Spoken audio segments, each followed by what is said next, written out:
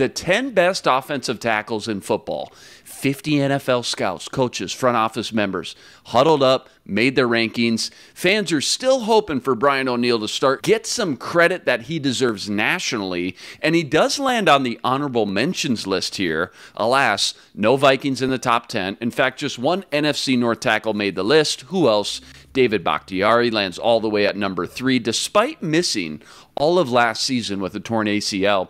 Reggie, we talk about this offensive line being the major wild card for KOC's success and how he can help bring Kirk Cousins to the next level. But when you really boil it down, most of those discussions fall on the interior line with center Garrett Bradbury and the right guard job that's wide open right now.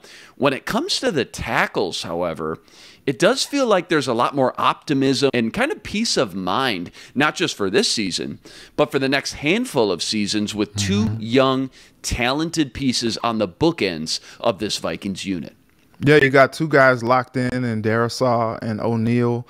And, you know, I think next season or after next season, O'Neill probably makes that top 10. He finally, you know, gets on the radar of some of these national pundits and analysts, and he cracks that top 10 next year, because I see some handful of names on here that, you know, may not even be on here next year when it's all said and done. So, you know, I'm interested to see, you know, how this list looks a year from now. But I think what we're hoping for is that Darrisaw takes another step forward. You know, no more musical chairs with him and Rashad back there. You know, is he going to play? Is he going to, you know, start? Well, okay, is he going to get pulled? And then Darrisaw's coming in. And, you know, it was just a lot going on. And it was a lot to kind of, you know, God bless Kubiak.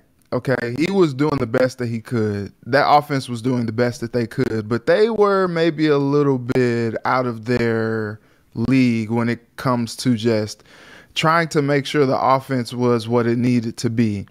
And, you know, there was just a lot of things that it seemed like they were experimenting, they were tinkering with, and some things worked, some things didn't, but they just couldn't get to a consistency last year. And I think that was probably the biggest thing, because you saw flashes with this offense because the talent is there. You're just like, wow, like they could do so many great things. But then there were also times where you just saw some lulls, where you just saw, you know, free guy just running at Kirk Cousins, and all he can do is just, you know, clam up and just take the sack.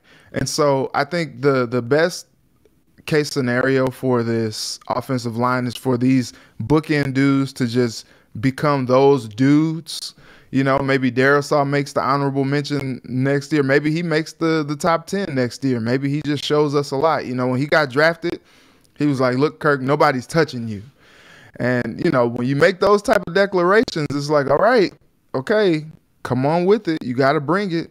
And I think he is capable. I think he is a very talented offensive lineman, but we just got to see him do it on a consistent basis. When it comes to O'Neill, I think he's just going to wake everybody up like, I'm good, y'all. Hello, I'm here. I'm up in the bold north. I know it's cold up here, but y'all have to pay attention. Knock all the snow off your eyebrows and look up.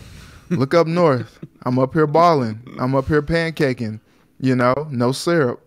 And so I think that's the thing that I look to see next season from this unit, and they'll figure out the interior thing. I think this offensive staff is capable enough to figure it out, to be able to make a declaration, make a decision on a week-to-week basis without messing with the synergy of the line. Because, you know, back in the day, well, it's really not back in the day, but, you know, when Romo was playing, that Dallas offensive line, like, man, and then they like fumbled their way into La'el Collins, you know, and then you got Tyron Smith on one side, you got all these like Zach Martin, all these guys on the inside, and you're just Cooper, like all these guys just Pro Bowl players at each position, and you're just like, wow, like this is amazing.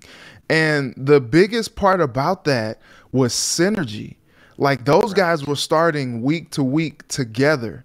And if the Vikings can get to some level of synergy with 5 just straight guys, just this is our unit, I think they could do some damage.